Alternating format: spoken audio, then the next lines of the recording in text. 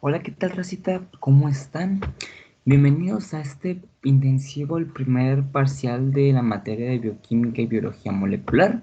Ya saben quién soy yo.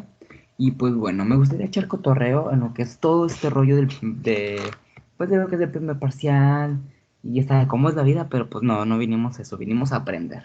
Pero bueno, X. Ojalá hayan estado estudiando, ojalá ustedes pues se estén acomodando bien y pues ojalá pues tengan como que esa sensación de querer pasar. Pero bueno, vamos a empezar. En este intensivo de bioquímica vamos a hablar acerca del tema de agua. Recordemos muy bien que el agua es una molécula en la cual su fórmula química es H2O. Tiene dos átomos de hidrógeno y uno de oxígeno. El agua se le conoce como una molécula triatómica, por lo cual al agua la conocemos por esta fórmula normal, o sea, lo que es, aquí tenemos nuestro hidrógeno, perdón, aquí tenemos otro hidrógeno, y pues mediante otros enlaces, aquí lo vamos a colorear de color azul. Mira, qué chulo se ve, qué chulo se ve. Y aquí está. Ay, güey, qué oxígeno tan feo. Así vemos siempre lo que es nuestra estructura, nuestra fórmula química del H2O. Espérenme, no estoy compartiendo pantalla. Eso es lo que odio, que no estoy compartiendo pantalla. Otra vez. Bueno, bien, aquí está. Ahora sí, así conocemos lo que es la molécula de H2O, que es agua.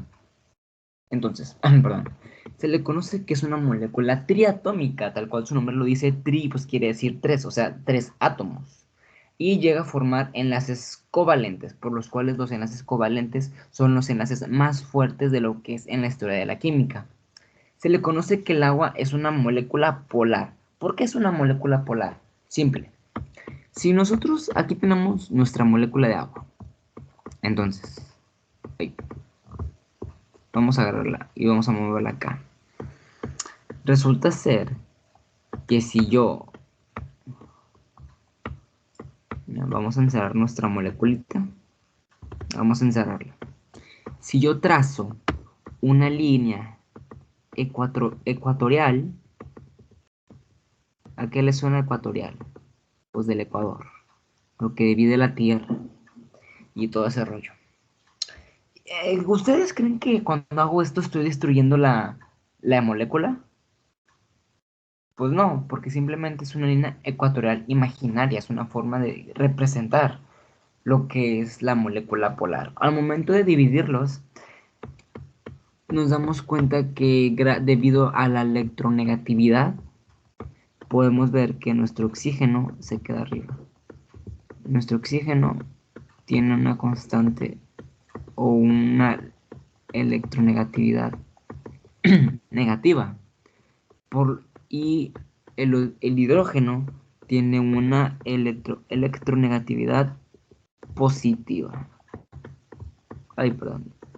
Qué dibujos tan feos. Mira, así va quedando nuestro, nuestra molécula. Y doy cuenta que otra vez no estoy compartiendo pantalla. Una disculpa, racita. Ahorita tengo fregada la voz, pero bueno, miren, a eso me refería con que es una molécula polar. Cuando trazamos una línea ecuatorial imaginaria, separamos nuestras dos moléculas de agua en este momento. Resulta ser que el oxígeno tiene una electronegatividad negativa y los hidrógenos tienen una electronegatividad positiva. A eso se le conoce con que el agua es una molécula polar, porque tiene cargas, tiene dos cargas, una carga negativa y una carga positiva. Debido a esto se le conoce como que el agua es el solvente universal. Y ahorita vamos a ver por qué. Y también tiene polaridad, o sea, tiene polos opuestos. Mostrándoles el ejemplo, vaya, imagínense que el ser humano es como un vasito de agua. Nosotros vamos a poner una molécula de NaCl, que NaCl es cloruro de sodio, o sea, es agua. Permíteme, voy a salirme tantito otra vez de la presentación. Me disculpa.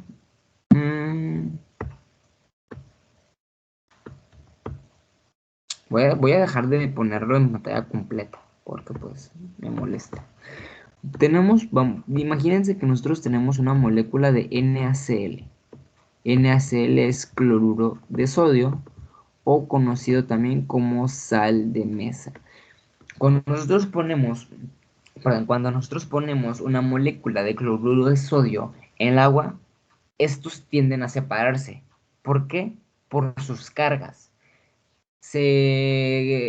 Podemos ver muy bien en esta imagen que el sodio se separa, o sea, está de un lado, y el cloro se va del otro lado.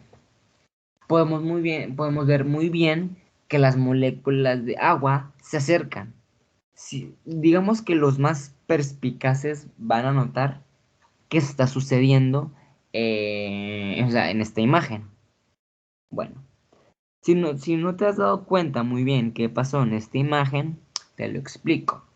Resulta ser que las moléculas de agua, sabiendo que son polares, o sea, es una carga polar, tienen una carga positiva y una carga negativa, podemos ver muy bien que el extremo del oxígeno se une con el sodio, mientras que los extremos del hidrógeno se unen con el carbono. ¿Por qué? Acuérdense que habíamos dicho que el extremo polar, que son los hidrógenos, se unen con el cloro. ¿Por qué? Porque el cloro tiene una electronegatividad negativa y los hidrógenos son positivos, por lo tanto tienden a unirse.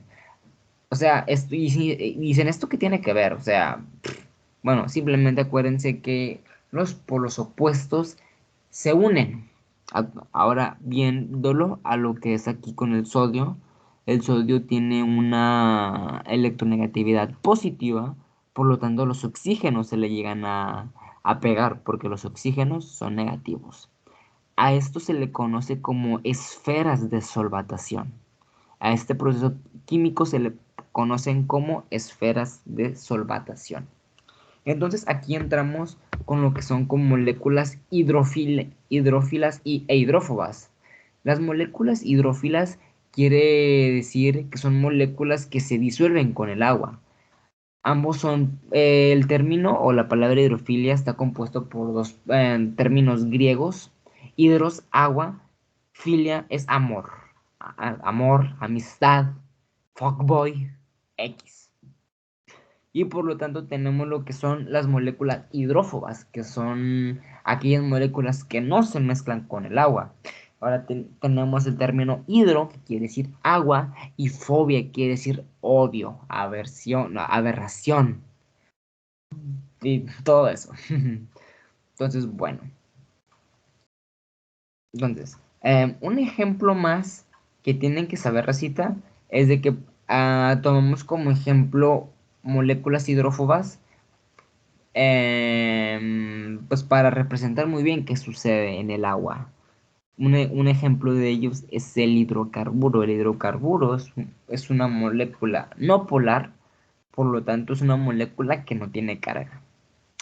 Ahora, algo que también tienen que saber, y creo que dice textual en su libro, si tienen el Bioquímica Ferrier de séptima edición, yo no lo tengo, yo tengo la edición 70.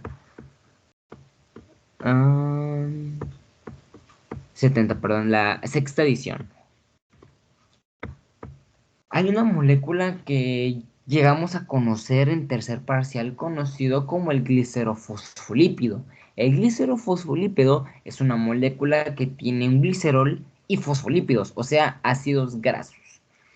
Una característica esencial es que esta molécula tiene cargas, pero no es una molécula polar. El glicerol es polar, tiene un extremo negativo y un extremo positivo, pero los fosfolípidos no son polares, no se pueden mezclar con el agua. Estas moléculas se le conocen como moléculas anfipáticas. El glicerofosfolípido es la molécula anfipática por excelencia. Y se van a preguntar, Ah, pero ¿qué no habíamos dicho que entonces eso es como una esfera de solvatación? No, porque la esfera de solvatación, eso es con la interacción de las moléculas con carga con el agua. Y este glicerofosfolípido tiene un extremo polar, o sea, un extremo con carga que sí se mezcla con el agua y un extremo no polar, o sea, un extremo que no se mezcla por el agua. Por lo tanto, se le conocen como moléculas anfipáticas. Y se van a dar cuenta, ¿qué pasa si yo mezclo esta molécula en el agua?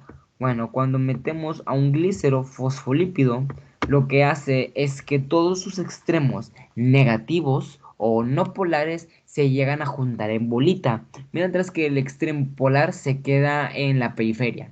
Es como los otakus en una escuela chola. A este fórmula química se le conoce como micela. La micela es una reacción química de los glicerofosfolípidos donde los extremos no polares se quedan como que en bolita, mientras que en la periferia se quedan los extremos polares, los que sí se mezclan con el agua. Ahora, ya después de esta pequeña introducción nos vamos con las funciones, que son cosas que vienen textuales en su libro. Ah, las funciones que tiene el agua es que el agua es el solvente universal, o sea, con su molécula, su polaridad permite que el agua sea, que se disuelva con muchas cosas. En este caso, la sal de mesa se puede disolver con el agua. Em, Esto llega a formar lo que el agua llega a formar parte del citoplasma celular. Acuérdense muy bien que si yo llego a formar muchos glicerofosfolípidos, por ejemplo, de que miren, yo tengo aquí un glicerofosfolípido, mira, ay, qué feo, qué fea bolita. Una disculpa, ay, no, no, no era eso, no era eso, no era eso. Mira, déjame lo borramos. No, no, no, no, no. Ya lo borramos. Ya se fue. Imagínense que yo tengo muchos glicerofosfolípidos. O sea, miren, hasta lo vamos a dibujar para que veamos qué onda. Vamos aquí, nos vamos a las formas. Y miren, aquí tenemos un circulito. Qué bonito circulito. Luego pegamos otro circulito. Y pegamos otro. Y pegamos otro. Y pegamos otro. Y pegamos otro. Y pegamos otro. Y pegamos otro. Y pegamos otro. Y pues acuérdense que no son circulitos tal cuales. Son las cabezas es la cabeza del glicerol. O sea, la carga polar. Ya después cuando le agregamos los palitos, miren, acuérdense muy bien, como, o sea, formando la famosa micela. Miren, miren, miren. Y miren, ahorita vamos a ver como que la magia. Mira, ya tenemos lo que es los fosfolípidos, o sea, la carga no polar. Vamos a ponerlo de color morado. Y pues ya vamos a... Aquí pegamos otra. Y pegamos otra. Y pegamos otra, y pegamos otra, y pegamos otra, y pegamos otra, y así sucesivamente.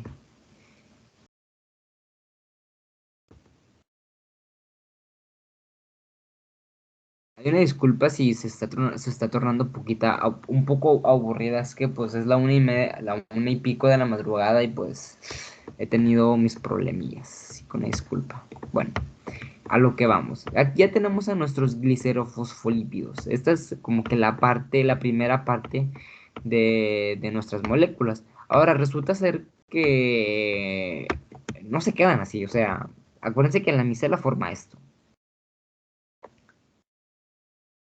No, no quería que se formara. Ya hizo un desmadre.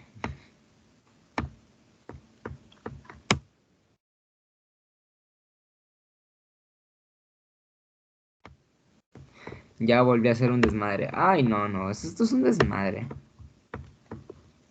Miren. Mm, hay una disculpa si me tardo. Como no fuera a tener un lápiz acá chido, pero pues no, no tengo. Bueno, vamos a quitar este. No lo necesitamos. Pero bueno. Imagínense que las miseras forman como un circulito como lo vimos en la imagen anterior.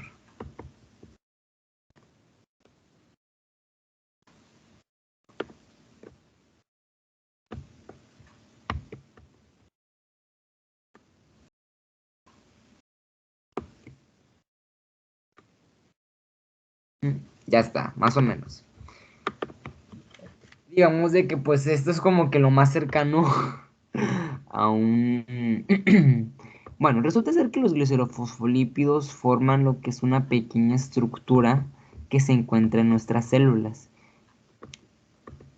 Esta estructura se encuentra en nuestro citoplasma celular. Acuérdense muy bien acerca de del glicerofosfolípido, cómo está compuesto por una cabeza de glicerol y una capa de fosfolípidos. Entonces, véanse muy bien lo que estamos viendo. Aquí estamos viendo una doble capa de glicerol y aquí tenemos los fosfolípidos. Entonces podemos ver que hay una doble capa, una bicapa de fosfolípidos. O sea, ya vemos muy bien qué onda. Aquí podemos ver la bicapa fosfolipídica que se encuentra en la membrana celular. Entonces, pues, una de las funciones que tiene el agua es que forma lo que es parte del citoplasma celular. También le da lo que es resistencia a tejidos y células. Le da también termorregulación. Es conocido como un amortiguador mecánico y le ayuda a lo que es la función de la ósmosis. Eso de la ósmosis lo vamos a explicar un poquito más tarde. Vámonos por las propiedades moleculares. Ya habíamos mencionado antes que el agua es una molécula triatómica, tiene una forma tetraédrica, que es como un tipo un pirámide, pero pues eso no lo van a preguntar. El agua es neutra, pero polar, o sea, tiene cargas. Llega a ser enlaces internos covalentes y, como habíamos dicho, de que que tiene un extremo negativo y un extremo positivo, se le conoce también como momento dipolar. Ahora, una característica muy importante es que el agua llega a tener interacciones iónicas. ¿Qué pasa? Bueno, el agua llega a formar puentes de hidrógeno. Un puente de hidrógeno, pues, es una reacción química en el cual las moléculas de diferente electronegatividad, o sea, polos opuestos, llegan a formar uniones para que la molécula pues se mantenga tal cual unida. Este puente de hidrógeno es débil, o sea, nada comparado con un enlace covalente, o sea, tiene el menos del 10% de la fuerza de un enlace covalente. O sea, si tú tienes un vaso con agua y tú lo llegas, por ejemplo, a agitar o lo llegas a mover, químicamente hablando, o sea, microscópicamente hablando, los puentes de hidrógeno tienden a romperse, pero también se unen fácilmente. O sea, si por ejemplo el puente de hidrógeno aquí se une, o sea, se rompe, perdón, va a estar flotando, pero se va a unir con otra molécula de agua. El agua puede formar alrededor de 4 puentes de hidrógeno, por eso se mantiene así tal cual líquida. Esos puentes de hidrógeno les dan estabilidad.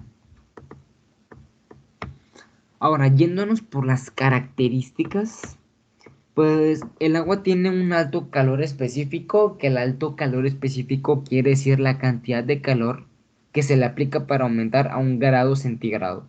O sea, de que este calor es... Bueno, es que a lo que voy es de que si tú quieres calentar el agua, tiene que haber un calor de más. O sea, si tú llegas a calentar agua en la estufa, pues si quiere calentar rápido, pues tienes que subirle la llama para que caliente más. Esto debido a los puentes de hidrógeno. O sea, por ejemplo, si tú tienes una estructura, pero en este caso, en vez de puentes de hidrógeno, son enlaces covalentes, ese material tiende a calentarse luego, luego. Como por ejemplo los metales. O sea, los metales también tienen puentes de hidrógeno, pero en vez de puentes de hidrógeno, bueno, estructuras como puentes de hidrógeno, pero en vez de puentes de hidrógeno son enlaces covalentes, por los cuales su máximo o su propiedad es que tienden a calentarse fácilmente. Ahora, el agua tiene un alto calor de vaporización, o sea que también tiende a evaporarse, o sea que es más lento, o sea el proceso tanto de la calefacción como de la evaporación es totalmente lento. Tiene mucha tensión superficial. El término tensión superficial es como cuando, acuérdense que pues el agua tiene, pues, literalmente químicamente hablando son muchas moléculas juntas. No sé si han visto a insectos livianos que tienden a flotar en el agua. Bueno, eso es debido a la tensión superficial. La superficie del agua también es como una capa, es una capa que protege al agua, o sea, le da estabilidad.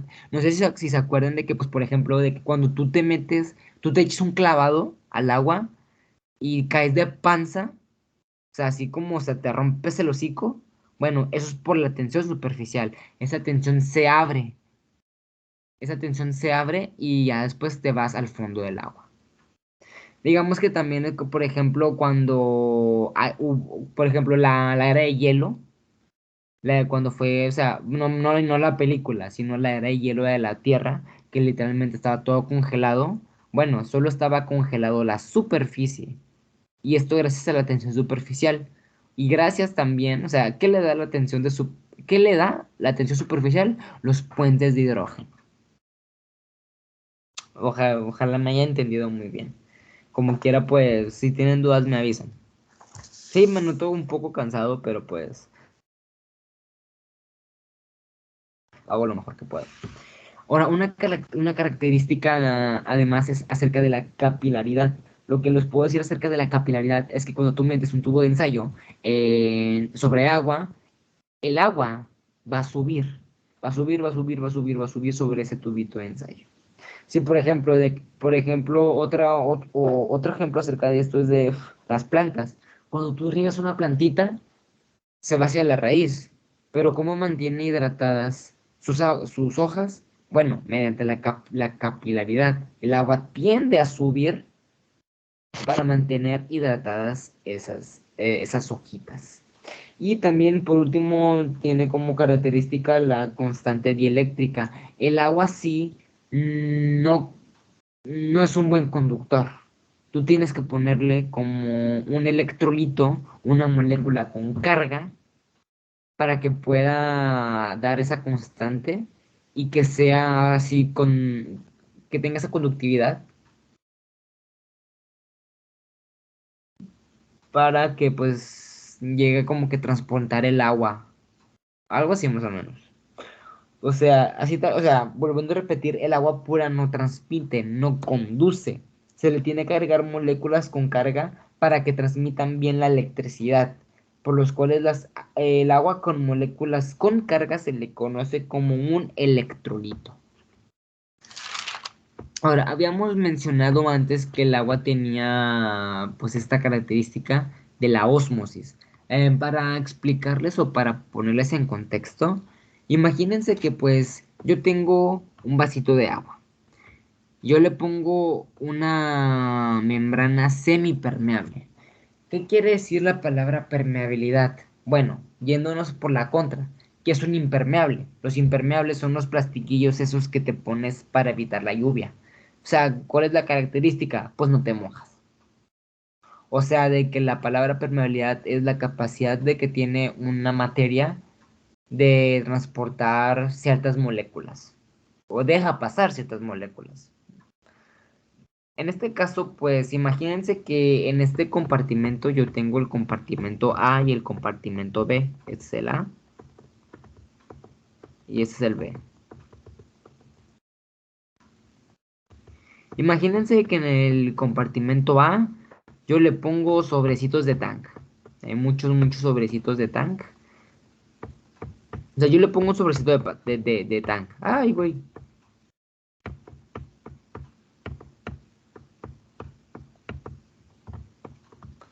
Yo le pongo, perdón, una disculpa, una disculpa. Ya, aquí está. Yo le pongo tanga, que la fregada. Bueno, aquí hay aquí hay polvito de tank. Yo le echo un delicioso tank. O sea, el agüita de naranja.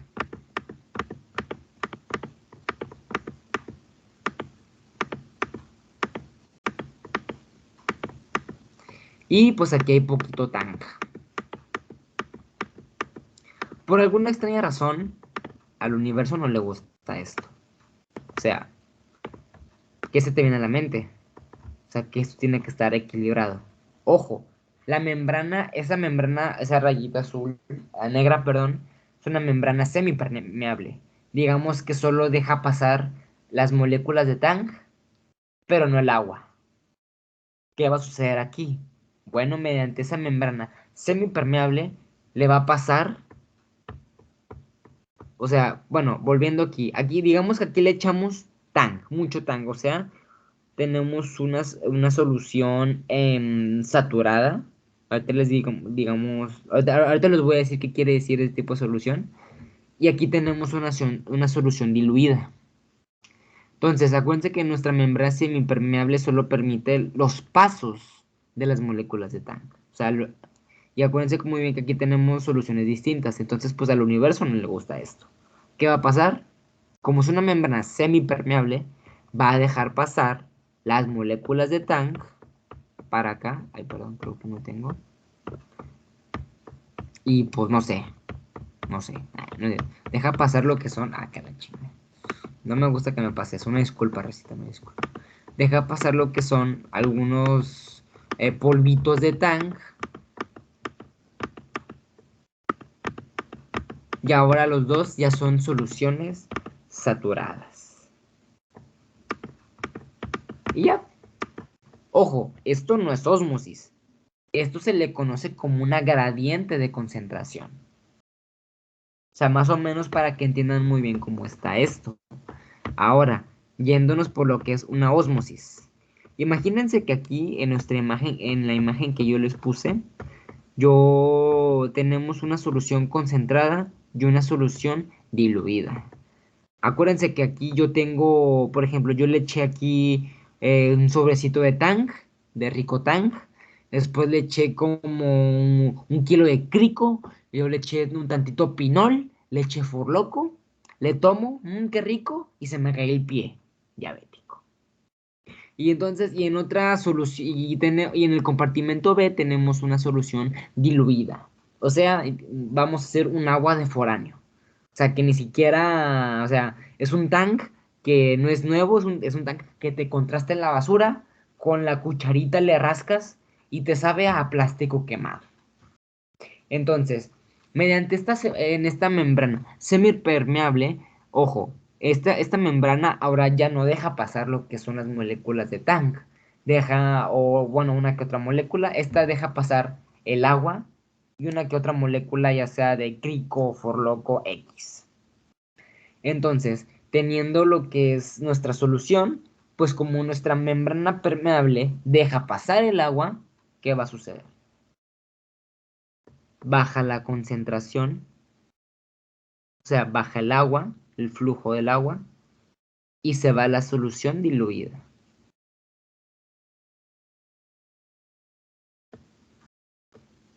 O sea, aquí tenemos dos tipos de... Bueno, olvídense de los tipos de ósmosis. El punto es, le estoy explicando así tal cual la ósmosis general. O sea, acuérdense que la membrana semipermeable deja pasar las moléculas de agua. O sea, miren exactamente lo que pasó. De la solución concentrada deja pasar y se crea esa concentración. Igual esta solución sabe muy fea porque no había tang. Ojalá sea que haya quedado claro esto. O sea, entonces, ¿qué es ósmosis? Bueno, la ósmosis es el movimiento de agua a través de una membrana semipermeable siguiendo la gradiente de concentración. Este proceso ocurre mucho en sus células. O sea, aquí tal cual como dice la imagen, nuestra membrana semipermeable puede ya sea mandar agua tanto en la solución diluida a la solución concentrada o de la solución concentrada a la solución diluida y viceversa hasta que haya una mejor concentración. Ahora nos vamos a pasar a los tipos de soluciones. Tenemos lo que son las soluciones concentradas, en el cual la cantidad de soluto es grande, pero no igual a la cantidad de solvente. O sea, de que, por ejemplo, si tú te sirves un cafecito, el soluto es el café, pero el solvente es el agua. Entonces, en una de esas de que tú le pones mucho soluto, pero no va a igualar la cantidad de solvente, o sea, no te vas a ver rico. O sea, no logras equilibrar dicho cafecito. Ahora tenemos los que son las soluciones diluidas, en el cual la cantidad de soluto es bajada del solvente.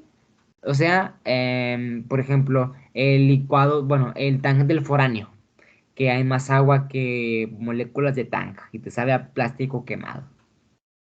Luego tenemos los que son las soluciones saturadas, en las cuales las moléculas de agua están igual de proporcional al soluto, o sea, aquí tenemos una solución verdaderamente equilibrada. Y las soluciones sobresaturadas es cuando ya hay demasiado soluto y se empieza a precipitar. O sea, cuando tú ya por ejemplo, cuando tú ya le pones demasiado café y te sabe totalmente cargado. Y eso no está bueno. Ahora, algo que también su libro es acerca de las soluciones cristaloides, que se dividen en tres: las soluciones hipotónicas, isotónicas e hipertónicas, en el cual también tiene otros nombres.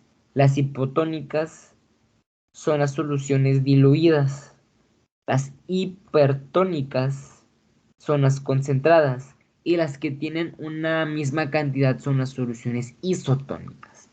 Las soluciones hipotónicas se emplean en forma limitada para corregir anomalías electrolíticas en pacientes diabéticos. Así textual se los pueden preguntar en su examen.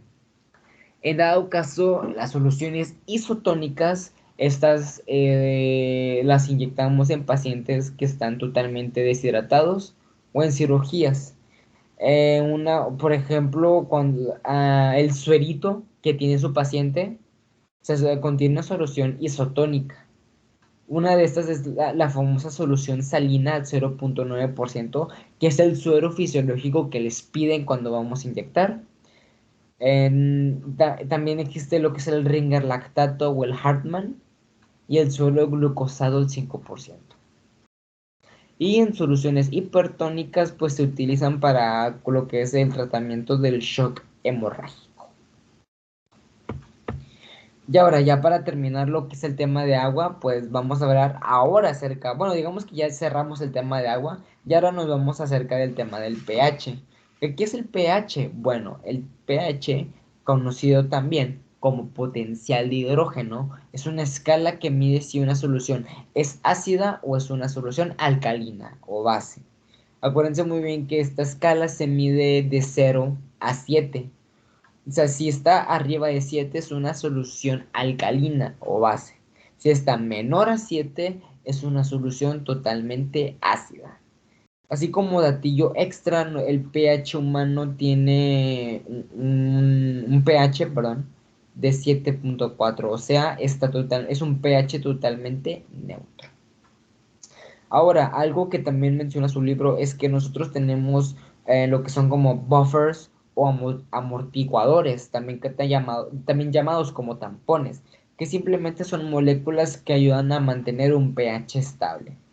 Y los principales buffers, en este caso tenemos el buffer intracelular, que es el fosfato, y tenemos el buffer extracelular, que es el bicarbonato. Y ya terminamos el tema de agua. Si tienen dudas me llegan a decir, por favor, yo con gusto se las resuelvo o las resolvemos entre todos. Para eso es el curso, para resolver dudas. Hay una disculpa si me noto un poquito trabado y no sé, pero pues es la 1:35 de la mañana y pues les prometí que iba a subirles el intensivo hoy mismo. Y pues no pienso descansar hasta terminar. Pero bueno, aquí yo sé muy bien que a ustedes no les interesa esto. Nos vamos a saltar directo al tema de aminoácidos, porque el tema de vitaminas es un tema muy complejo, se los voy a subir aparte. Pero pues para irnos un poquito rápido en este rollo. Creo que sí estoy compartiendo presentación. Llevamos 41 minutos. Digamos que si les pongo el tema de vitaminas, sí nos va a cargar. O sea, sí me va a tardar mucho y no los quiero saturar. Ahora, vamos con el tema de aminoácidos, perdón. Acuérdense muy bien que antes de empezar con los aminoácidos, pues di lo que es una breve introducción acerca de las biomoléculas, que las biomoléculas son moléculas que necesita mi organismo para vivir. Acuérdense que bios significa vida. Estas biomoléculas se dividen en lo que es en la materia orgánica e inorgánica. La materia orgánica es aquella que ocurre espontáneamente en la naturaleza, como por ejemplo el agua, H2O. Y tenemos lo que es la materia orgánica, o sea, aquellas moléculas que mi cuerpo sí puede fabricar. Aquí digamos que aquí tomamos en cuenta la mnemotecnia de las galletitas Sponge, que cada letra tiene un significado. La S significa azufre, P fósforo, O oxígeno, N de nitrógeno, C de carbono y H de hidrógeno. Aquí en este caso la materia orgánica pues se basa más del carbono, o sea, utilizamos más el carbono porque es el que ayuda a lo que es la formación de estas biomoléculas. Entonces, ojo aquí, digamos que un ejemplo muy bien que utilizamos para las biomoléculas es el hidrocarburo. El hidrocarburo no es una biomolécula, acuérdense que simplemente es una molécula polar sin carga. Entonces, para crear una biomolécula ocupas la ayuda acerca de lo que son los grupos funcionales, que son compuestos orgánicos que ayudan a utilizar, bueno, que nos ayudan a formar las biomoléculas. Entonces, para formar una biomolécula, agarras un hidrocarburo, que es este, y le pegas un grupo funcional. Por ejemplo, aquí tenemos lo que es nuestro esqueleto de hidrocarburo. Imagínense, aquí está el carbono, pegado con 4 átomos de hidrógeno. Pero aquí nada más le quitamos 3 y nos quedamos con uno. Aquí le pegamos una R, que esta R es una cadena lateral. Y aquí les vamos a pegar dos grupos funcionales. En este caso aquí le pegamos el grupo amino y aquí le pegamos el grupo carboxilo, que con la cadena lateral forma un ácido.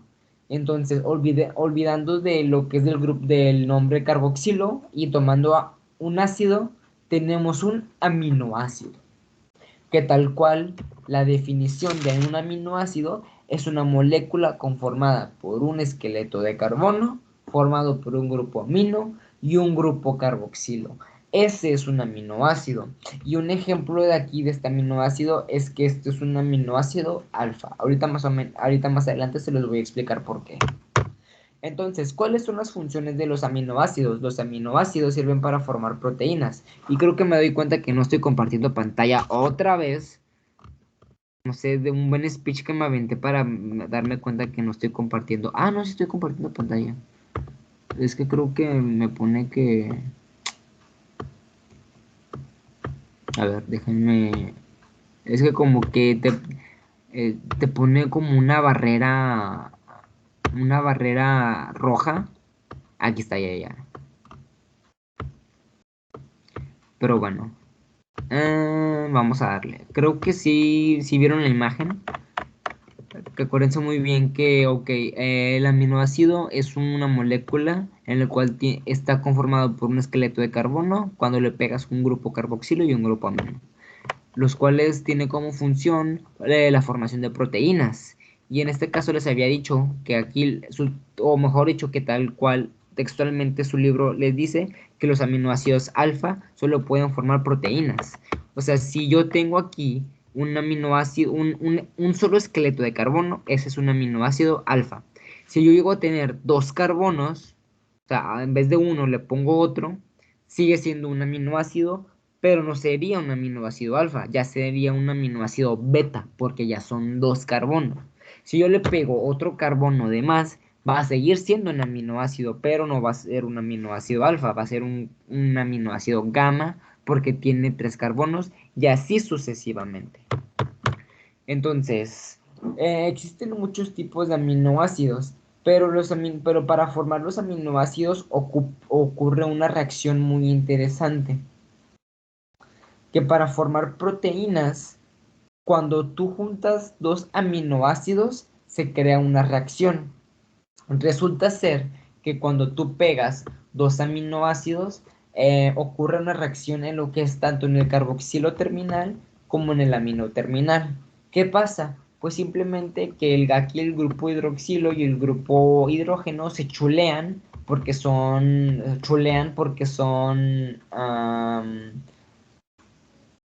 son polos opuestos, los polos opuestos se atraen, por lo cual el hidrógeno y el hidroxilo se juntan formando lo que es dos átomos de hidrógeno y uno de oxígeno, que es agua. Pero digamos que el nitrógeno pues se queda triste porque pues se quedó sin pareja, no tiene quien le chulee. Pero ojo, aquí viene el carbono dedicándole canciones de José José, o sea, para la chingada, ¿qué onda? Bueno, le dedica canciones de Bad Bunny para que no se molesten. No se crean. Entonces, el carbono se une con el nitrógeno y crea esta reacción química que aquí podemos ver, que es como una figura de Tetris. A esta reacción se le conoce como un enlace peptídico. Entonces, cuando tú pegas dos aminoácidos, obtienes lo que es un dipéptido. Si tú llegas a pegar otro aminoácido, ocurre la misma reacción y el conjunto de tres aminoácidos, su enlace llega a ser tripéptido. Y así sucesivamente formando lo que es una infinidad de enlaces peptídicos, pero pues digamos que aquí hay un punto. Cuando tú llegas a formar, o si llegas a formar un conjunto de aminoácidos, este se le conoce como una proteína. Una de las características del enlace peptídico es que es un enlace covalente, es resistente a un proceso conocido como la desnaturalización, que más adelante lo vamos a ver. Es rígido y plano y tiene un enlace trans. Ahora, algo que ya me ha mencionado, pues que forman enlaces peptídicos y pues esto ya lo acabo de mencionar. Pasando a otro lado, los aminoácidos tienen una cierta característica. Los aminoácidos forman lo que son isómeros, que son moléculas que tienen una misma composición química, pero una diferente estructura. O sea, si yo tengo, no sé, déjenme ser, aquí mismo se los voy a dibujar. Pluma. Hagan de cuenta que yo tengo un aminoácido. Aquí está, miren. Ahí, aquí está. Con el grupo amino.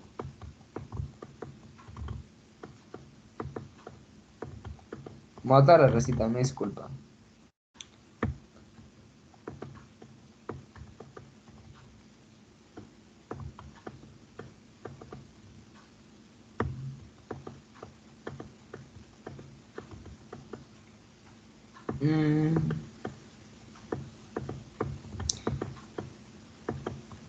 Miren qué chulada.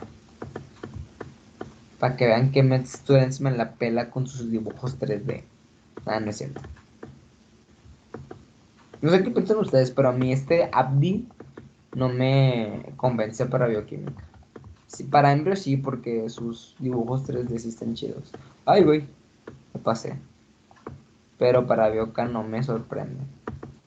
No me convence, mejor dicho.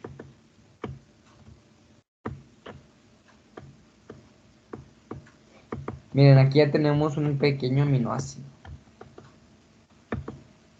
Y les voy a dibujar otro, para que vean. Aquí ya tengo un aminoácido. Muy chido. Luego voy a poner aquí otro aminoácido. Tenemos la H. Aquí tenemos un C. C. C. Lo voy a dibujar muy pedorro para irnos un poquito más rápido. Aquí ya tenemos las H's.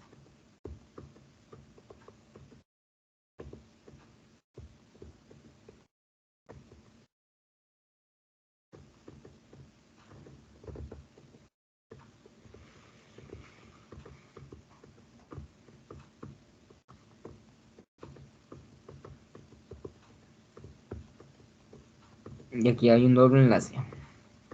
Fíjense muy bien la estructura. Vamos a contar lo que son los carbonos. Aquí tenemos 1, 2, 3, 1, 2, 3, 4. Ah, no, no son carbonos, son oxígeno, perdón. Es que aquí tengo rara. Ahora vamos a contar. Aquí tenemos 1, 2, 3, 1, 2, 3 carbonos. Mira, voy a hacer un poquito, mira, para que vean, mantener. Ya es lo que me caga, que... Mira, aquí está aminoácidos. Voy a hacer más pequeña la imagen. Y a la chingada. Miren, o sea, sí se ven muy pedorrones los dibujos, pero se entiende. Ah, miremos muy bien de que vamos a contar lo que son los elementos, o sea, los elementos de estos dos aminoácidos que que acabo de dibujar. Miren, aquí está, aquí tenemos lo que es, ok, miren, ay, soy Darth Vader, soy tu padre, ah, no es cierto, no. Aquí tenemos un 2 3 un 2 3 carbonos, normal. Ahora vamos a contar los hidrógenos. 1, 2, 3, 4, 5, 6. Luego 1, 2, 3, 4, 5, 6. Y ahora vamos a contar los oxígenos. 1, 1. O sea, tiene lo que son... permítanme tantito. Como te he dicho, 3 carbonos. 1, 2, 3, 4, 5, 6. 1, 2, 3, 4, 5, 6. Tiene 6 hidrógenos. Ay, qué feo, 6. Y un oxígeno, o sea, C3H6O. Entonces, ¿ya saben a lo que vamos? O sea, eso es un isómero. Aquellos que tienen una misma composición química, pero una diferente estructura. Y puede ver muy bien dónde está el doble de oxígeno. O sea, a comparación del primer aminoácido. O sea, aquí el oxígeno está en el extremo amino terminal. No, carboxilo terminal, perdón. Y el oxígeno ahora está aquí. O sea, tienen una diferente estructura, pero una misma composición química. También tiene como un subtipo de isómeros también conocidos como enantiómeros, que son como imágenes especulares o imágenes quirales. La imagen que aquí mismo les puse de las manos, ese es un ejemplo de un enantiómero, que si tú mismo te juntas las manos, vas a creer que son iguales, pero las separas y en realidad te das cuenta que no, son diferentes, porque pues por ejemplo tus pulgares no están del mismo lado, o sea, eso no tiene sentido. Entonces, digamos que en realidad, poniendo como ejemplo a la alanina, te das cuenta que la alanina así sola no existe. Tiene otra configuración, una doble configuración como conocida, perdón, con la D-alanina y la L-alanina, perdón. En este caso, o sea, tiene su forma dextrógira y su forma levógira. En este caso aquí la L-alanina es el aminoácido que ayuda a fabricar a las proteínas. Y suena contradictorio, ¿no? Que no había dicho que los aminoácidos alfa son los que fabrican proteínas. Ok, hay una diferencia. Los L-aminoácidos y los alfa-aminoácidos tienen características totalmente distintas. O sea que los aminoácidos alfa son aquellos que tienen un solo carbono y lo que son los L-aminoácidos tienen que ver con lo que es la inclinación de sus cadenas, bueno, sus grupos funcionales terminales. Ahora, ya yéndonos de lleno con lo que son los grupos, tenemos 9 aminoácidos no polares, 6 aminoácidos polares, 2 ácidos y 3 alcalinos. Yéndonos de lleno con los no polares, hay una mnemotecnia que la verdad yo ya me lo aprendí y me funciona de maravilla. Aquí hay una mnemotecnia que nos ilustra lo que son los 9 aminoácidos no polares. Esta mnemotecnia es: Valeria está triste porque Alan le gritó en el metro que era prostituta y de la tristeza le dio leucemia. Y no, raza, no estoy diciendo estupideces. O sea, cada palabra tiene un significado. Que podemos ver que Valeria es valina, triste es triptófano, Alan de alanina. Aquí en este caso grito, pues vamos a cambiar la R por la L. Y aquí tenemos la glicina. Metro es metionina. Prolina, pues de prostituta. Y leucemia, pues de leucina. Y te dan cuenta que tenemos alrededor de 2, 4, 6, 7. O sea, te das cuenta pues, que no eran 9. Ok, digamos que la alanina y la leucina tienen como familiares perdidos del gabacho que nadie quiere. En este caso, la alanina tiene lo que es la fenilalanina. Y la leucina tiene un átomo que es conocido como la isoleucina. Ya tenemos nuestros 9 aminoácidos no polares. Ahora tenemos lo que son los aminoácidos polares, que en este caso son 6. Poniendo un ejemplo, hagan de cuenta que ustedes están en una fiesta, tú estás cotorreando con tus compas y unos desconocidos te ven y luego se vuelven otra vez con la plática. O sea, tú crees que en realidad te están como que envidiando, pero en realidad vieron un cucaracho que estaba bailando la Macarena, no sé, X. Entonces pues, en tu mente creen que están hablando de ti y nace esta mnemotecnia, conocida como tres serpientes tiran cizaña, que pues podrán ver muy bien que pues cada palabra aquí tiene su significado, que tres quiere decir de treonina, de serpientes serina, tiran tirosina y cizaña de cisteína. Y se van a dar cuenta de que aquí nada más son cuatro. ¿Dónde están las demás? Bueno, dos de estas son unos ácidos, conocido como el ácido glutámico o el ácido aspartico. En su otro nombre, lo que es la glutamina y la asparagina. Sí, eso suena raro. Ahora, sí, acuérdense muy bien. Bueno, creo que me adelanté.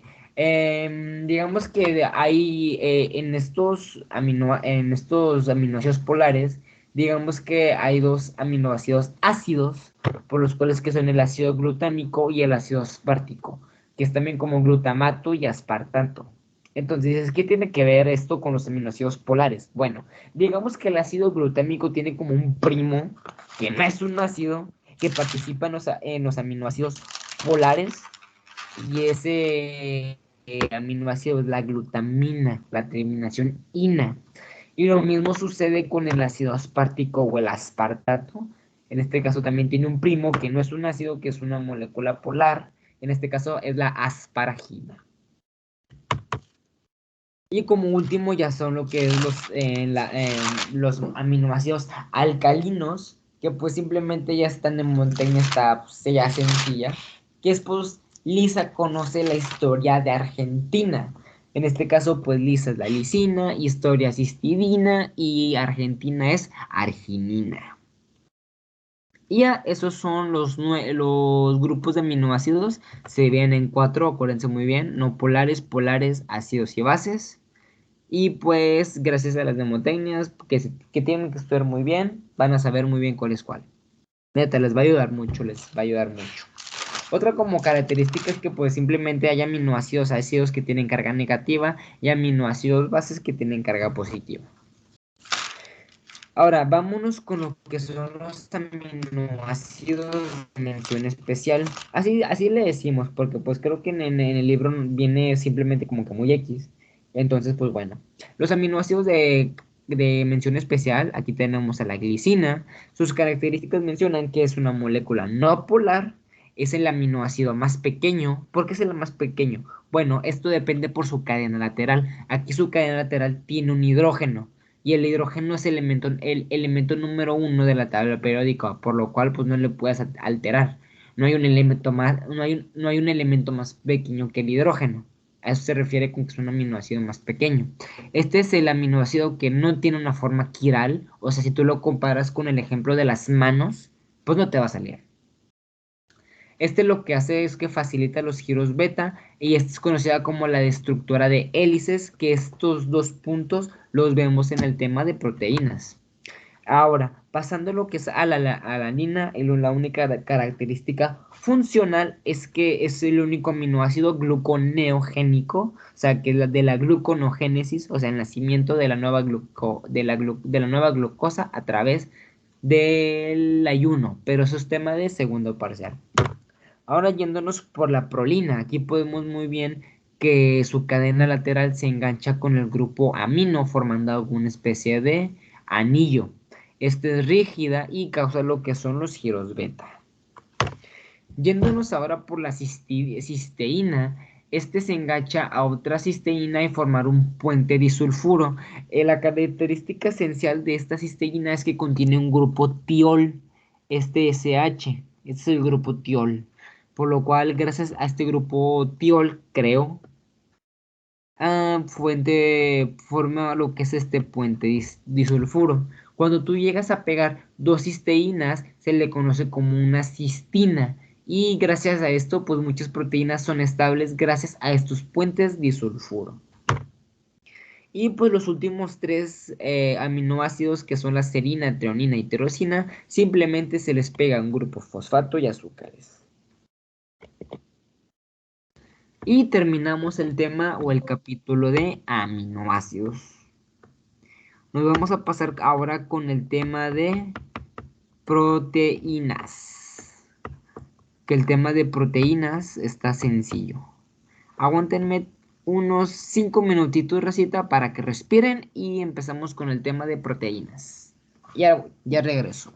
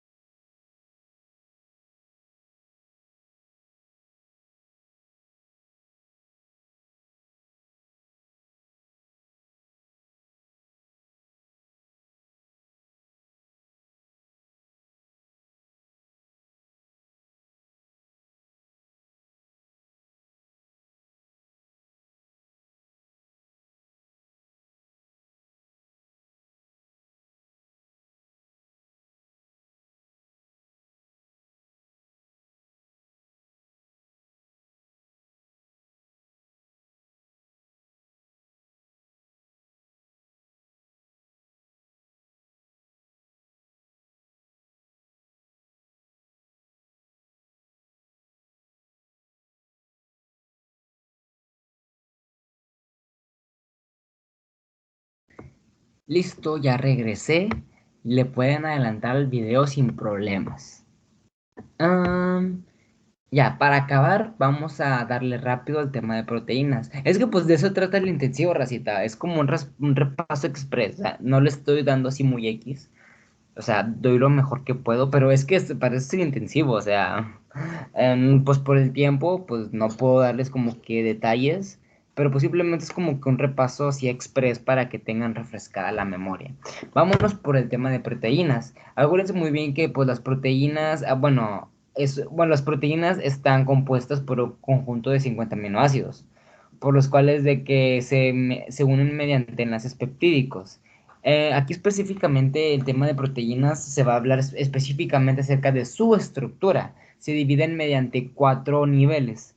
Una de ellas es la estructura primaria, que su característica aquí es que tiene de carácter parcial de doble enlace.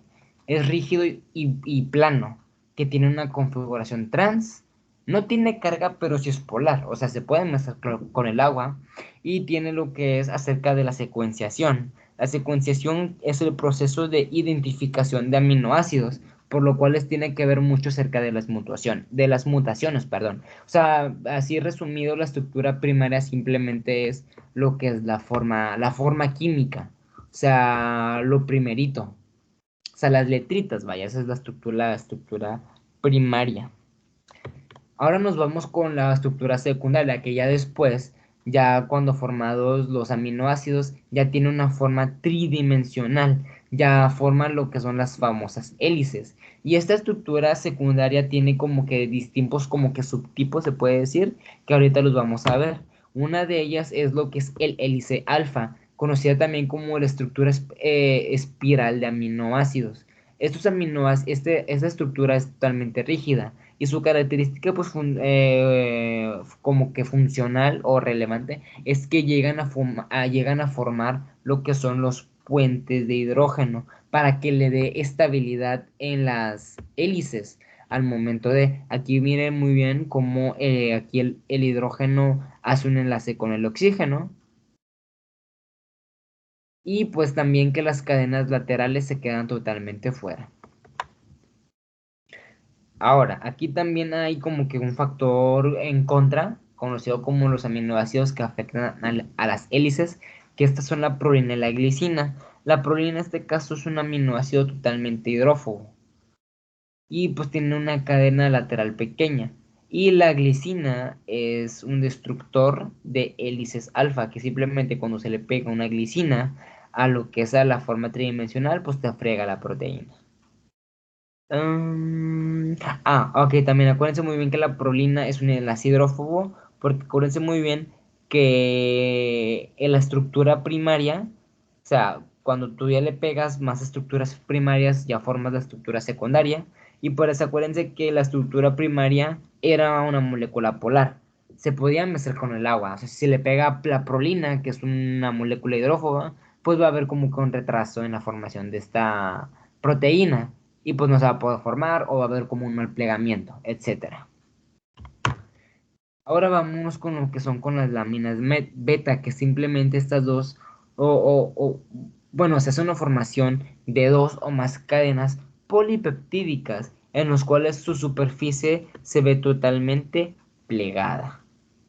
Esta está estabilizada por los puentes de hidrógeno. Esas son como que las características más importantes. Ahora yéndonos como con giros beta, que ahora también conocido como giros inversos. ¿Cuál es la característica de los giros beta? Pues simplemente intervienen en la dirección de una cadena polipeptídica y hay dos aminoácidos que son los mismos que están implicados en estos giros beta, en el cual que uno de ellos es la prolina, que esto lo que hace es causa el retorcimiento de, perdón, de la proteína. O sea, si por ejemplo, si una proteína está girando de un lado, lo que hace la prolina es que la retuerce y pues hace que ahora gire del otro lado. Esa es mi idea.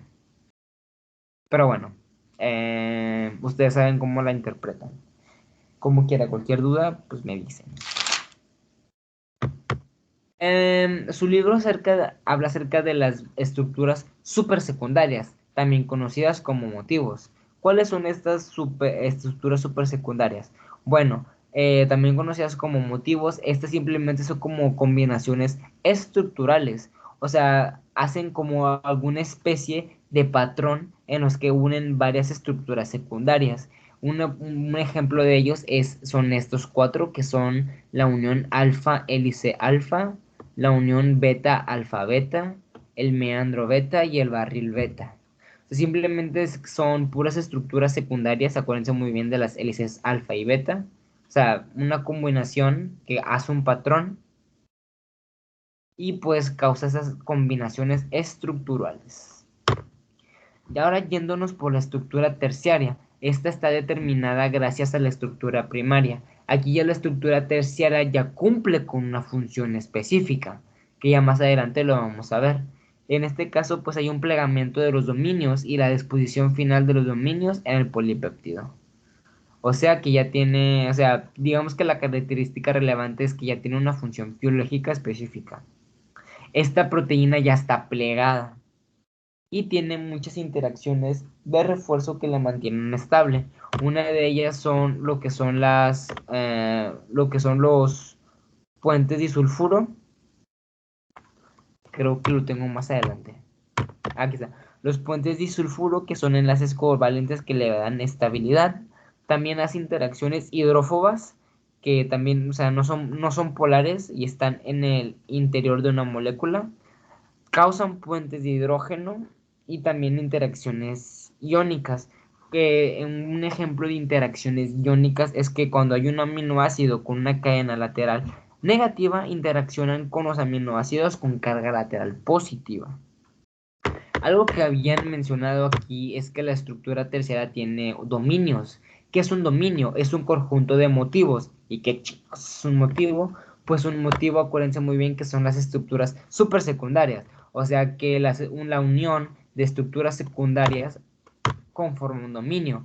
O sea, son unidades funcionales y estructurales tridimensionales de los polipéptidos. O sea que estos dominios ayudan a la formación del plegamiento de la proteína.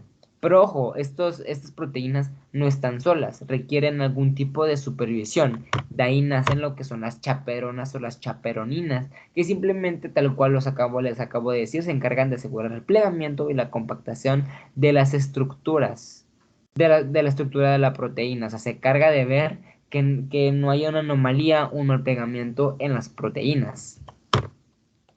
Ahora, algo que les mencionaba anteriormente era acerca de la desnaturalización, perdón, que simplemente es como un proceso inverso al plegamiento, o sea que hay agentes que pueden perjudicar la formación de la proteína. Uno de ellos es el calor, ácidos bases fuertes, urea, solventes orgánicos, detergentes, y por detergentes no me refiero a los que usa tu mamá para lavar la ropa, no, o sea, algún nuevo tipo de detergentes y los metales pesados, por ejemplo, como el plomo. O sea, sin tal cual es, o sea, agentes que perjudican el plegamiento o la formación de la estructura de la proteína. Y ya por último tenemos lo que es la estructura cuaternaria, que simplemente que es cuando se juntan muchas cadenas terciarias y forman lo que es la cadena cuaternaria. Esa es como la única característica importante de la estructura cuaternaria. Y ya para terminar tenemos los que son las correlaciones clínicas. Una de ellas es la amiloidosis, que es cuando hay un plegamiento anómalo acumulado de las proteínas y tiene dos enfermedades derivativas, lo que es el Alzheimer, en el cual se acumula la proteína beta amiloide en el cerebro, y el Parkinson es lo que es la falla de la proteína tau. Y la otra enfermedad es acerca de la prionosis. Ah, bueno, aquí también su libro les muestra acerca de cómo el aminoácido betamiloide se pasa a lo que es hasta la proteína amiloide, atraviesa la membrana celular y se va directo al cerebro. Ahora, hay otra enfermedad conocida como la prionosis, por los cuales hay una proteína infectada, en el cual infecta a las demás proteínas. Esa proteína o la proteína que se ha infectado es la proteína priónica, también conocido como la PRP, que llega a tener una enfermedad conocida como Creutzfeldt-Jakob o la enfermedad de las vacas locas, también conocida como encefalopatías espongiformes. ¿Cuál es el problema aquí? Simplemente se pega la proteína infecciosa denominada como PRPSC, se pega a la proteína PRP y te frega todas las proteínas. O sea, también conocida como la proteína del diablo porque tiene la S de Satanás. Pues bueno, racita, hasta aquí el intensivo del día de hoy. Mañana les subo lo que es el tema de vitaminas y proteínas globulares, lo que es vitaminas y hemoglobina. Y pues con el transcurso de los días les voy a subir proteínas fibrosas, enzimas y bioenergética. Y pues nada, racita, ojalá les haya ayudado ojalá les haya ayudado este pequeño intensivo. Sí, es de madrugada y pues quiere hacerlo ahorita de ya. Pero pues bueno, lo prometido es deuda, ojalá y les ayude. Si tienen dudas me las dicen, para eso es este mini curso. Y pues nada, cuídense mucho, no se saturen, les va a ir en su examen. Y pues nada, nos vemos.